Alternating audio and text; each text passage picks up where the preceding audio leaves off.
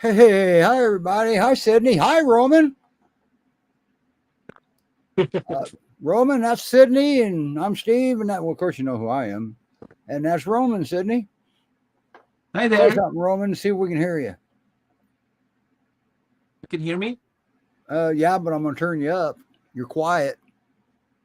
How about now? No better. I'll turn you up.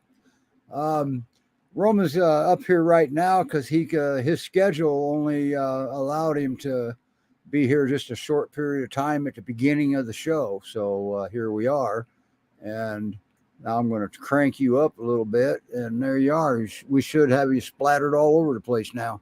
Better now? A little bit, yeah. Okay. How you doing? It's been a while. Yeah, been a while, right? Yeah, Well, my wife went through medical issues, so we kind of like had to set back a little bit. And I got a new guy. I see Um, that. yep. He Let's call is. that. What was his mix? From my understanding, an Akbash boxer mix.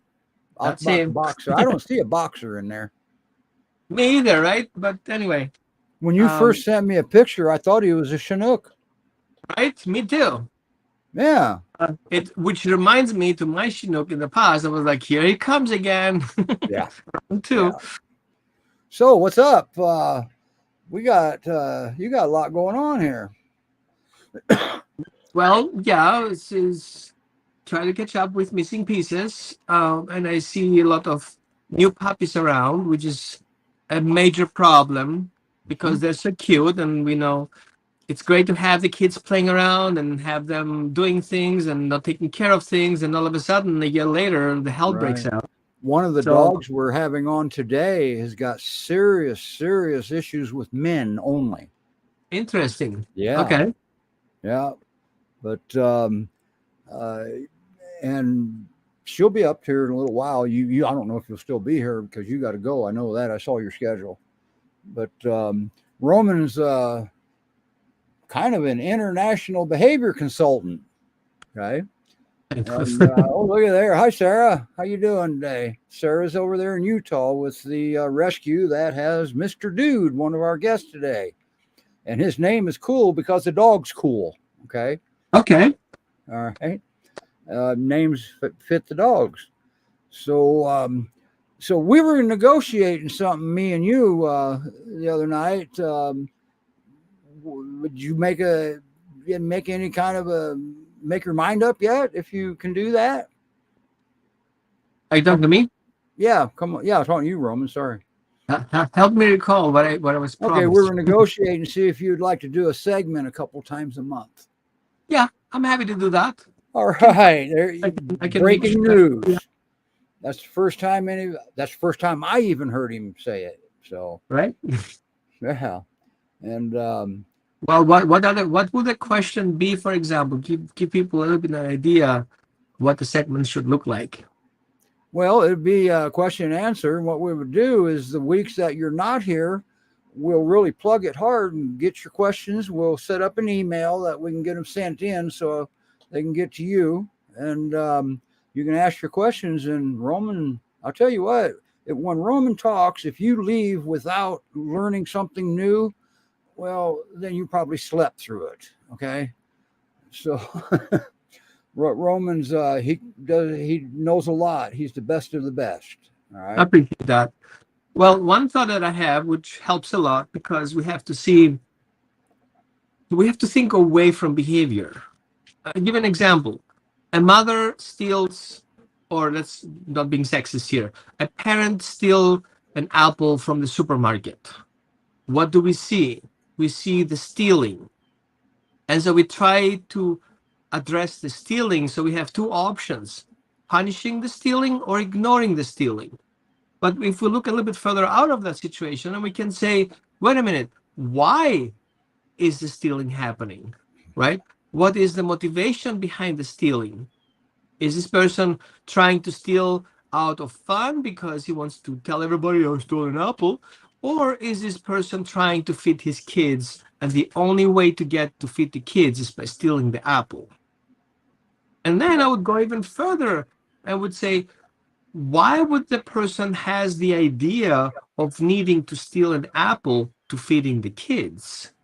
So all of a sudden we zoom out of the situation and then find out that this person actually has a very hard life. Things went not well. The person was sick, and the only way he couldn't even work, and so he was left without any resources. And now he has to steal. There is no other option than stealing. So I would do basically support that person to have access to apples without needing of stealing. So we have then the community support. Right. So when we look at the dog's behavior, we're not looking at the action the dog is behaving. The dog is barking at the fence, fix fence barking. We need to look into the dog has complex trauma, the dog has been neglected, and the dog, the only way to get everybody's attention is through barking, or he wants nobody to take him away from his home again, like his previous times happening. So he's being more consistent, not only because of the breed traits, but because also of the environmental factors and the past experience. So the reason why I think it's a great idea that you're doing that is helping people see behavior from a different perspective, see the bigger picture of the dogs performing a certain thing that we don't like. And we usually play the victim, oh, my dog is making me embarrassing in the neighborhood, into see the dog is like really needs some help here, and I need to find the right people to get that done. Right. Okay. Right. Will I These solve are the problem in one session? Of course not. But I would like maybe you to, sometimes. yeah, well, yeah. But I feel like help having somebody picking the cherries that you have to eat and picking your own cherries from your own cherry tree is way better. So I would like people to become aware that you have parenting powers, and stepping into these parenting powers doesn't mean you have to use a shock collar, prong collar, or correction, any type of thing. But the relationship and helping and understanding your dog's needs is way better and faster and long-term supporting approach than everything else. Yes. Plus, these are exciting times right now. We've got a lot of stuff we've learned in the last, what, 5 to 8 years. A lot of studies. They've learned a lot of things, and remember, science. They're not trainers. They tell us what they've learned, and we take it from there. So, but it's they've learned a lot, and these are exciting times. Um, so basically, what Roman's saying is that when the dog's barking at the fence, we don't address the barking and suppress the bark. We address why he's barking at the fence. Okay. And what makes him And bark? what's he barking at? Absolutely. That's the first thing we ask. In our breeds, protects by intimidation, and they got good hearing. They can hear stuff we'll never hear. So there's a challenge. So sometimes we don't know what they're barking at, but we still know why they're barking. Their first line of defense is to intimidate. So look at that boy. He sure is good looking. I tell you, it looks like Oh, he's he been. loves him. He's so loving, and he loves him. No, he So, doesn't. He wants now my you're treat that I have in my pocket. yeah, you're fostering that dog, right? Yeah, he's for a 2 week stay because he's difficult for some situations. Like if you observe right now, he wants to get mouthy because Yeah. he wants to express his needs like that. Is he young? Yeah, he's a year old, and Okay. so we're working with him having a little bit more emotional control and management, Okay. which makes him a little bit more predictable, especially if he meets other people, other dogs. So he Right. doesn't make lots of mistakes. Whenever you have a behavior that you don't want, you have to think about. You can't just take the behavior away. You have to think about what behavior you do want in its place. Okay. So, Sydney, do you have any questions for Roman? Or are you just frozen up here? No, I was muted, so there was no echo. Gotcha. Well, I'll do that too then. Yeah, I really don't, but I'm super excited that you can come on the show, do and a little bit and do some cameos and kind of be a resource to people because, we understand that your time is precious and, but gosh, I think so many people want to be better dog parents and they don't always know where the best resources are to do that. And so for us to be able to kind of give this forum is incredibly valuable and it makes me excited to just participate in that. Well, I thank you for sharing that. I have to say, people, I'm coming from an interesting past. I was one of those people I would not recommend myself. Right? So I'm coming from the far other side, went through, let's call it aversive training, went into balance training, then switched into positive reinforcement training. The way I work right now is the evolutionary process. And I think all we, and I wasn't better than everybody else, I just wanted to do the best for the dogs. I thought that doing this or using that method or using that tool is the best thing out there to help my dog. I was totally convinced about it. And then until I learned kind of the hard way that it was not the right way, but there is another way. But on one side, we have to be open to those suggestions and for a moment step away from, oh, I did all this, I have 40 years I did it, so I'm going to change, into being open to the see and learn the other side. And I don't want to be kind of like the one side and the other side. There's always one side that works best, which is the dog feels good about it. Yeah. Right? It's about how the dog feels at the end of the story, not how the trainer or the parents feel about it. Because if the dog feels good about it and it does things that he likes doing, which is in alignment with what we want him to do, that would be then the perfect solution. Agreed. Yeah. Well, your dog's all over the place over there, isn't he? Your foster boy, Mr. I see Bob had a question and I have to answer that.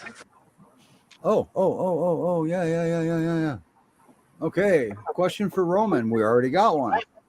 How would you help cure the dog you have from mouthing your hand, etc.? So you were like observing what I did. What did I do?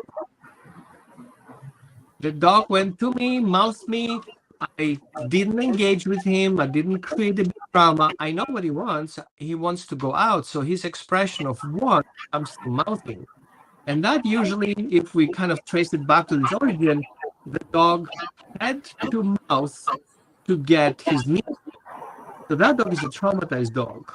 And so I understand that expressing his needs through mouthing, but I know he went to the bathroom, he just ate, he has water, we played. He actually, the only thing he had now to do is my attention. But is it attention, or does he want interaction, or does he want a relationship? Right? So we see many often people says, well, the dog is mouthing you because he's attention seeking. Attention seeking is kind of like a me thing. No, it's not. He wants to create a relationship that he feels comfortable with. Okay. So what I do once he changes his mind about getting my attention this way, I'm going to call him to me. And he's going to get affection that he needs to feel good. Yep. Right. And yes, he's going to end up mouthing again if he's, but at the same time, I want to be very careful how I agitate him and how much of his love he can handle at one point. Yeah. Right? Some dogs get overwhelmed with our attachment. He comes to us for comfort and we're moving around with our hands. All he wants is that feeling safe. Right? So he doesn't want to get attention. He wants to feel safe because he feels unsafe. Right. And if he feels unsafe, he wants to mouth things. So he wants to feel safe and grounded. So I bring that to that. I hope that answered the question for now. Did you notice that what Roman did was he said that he calls the dog to him. He doesn't say no to the dog. He called the dog to him because everything goes through him. So you may as well, that way, don't say no to your dog unless you have a meaning to it. One meaning. No meaning to no. No is a wall. That's right. Oh, I love you. No. Well, that's a human word that Right, the dogs don't translate. So it's a confusing word to the dog. It's no meaning. Dogs don't That's understand right. theoretical things. They need concrete. Either you tell him what you want him to do, or you show him what you want him to do. Right. But saying no doesn't have any concrete information in it. It's just a word with no meaning. So you got to remember, Or dogs don't. No equals punishment, which is exactly what we don't want. Right. See, dogs don't know right from wrong because they didn't. they They know. don't create it. We create it. Field dogs know exactly what they do right. Yeah. The question is, do they understand what we feel right? Right. So the dog, and there's no dog out there who would do a mistake. That would be stupid. It would not be evolutionary process. So dog will do what he believes is the best thing to do in that situation he's in. And that we have to be knowledgeable. So dogs don't do mistakes. They don't do wrong. They do always right the way they believe it's right. So if you don't like that, then we have two options: educate him what to do right, and then reward that so he knows that this right is better than the other right. Yeah, there you go. Yeah, that Sue, that he does have great advice, and this is just a sample of what's coming. All right, and thank you, Roman. I know you got to get going. You got an in-person session here, and Yeah, I need like 34 minutes drive. I want to make sure I'm not late there. yeah, you're almost 20 after. All right, Roman, I appreciate it. We're going to start bringing dogs up. You want me? Well, you know how to take yourself down, so. Bye. Right. Bye, Roman. Thank you. Wow, isn't that awesome? So who do you want to bring up first?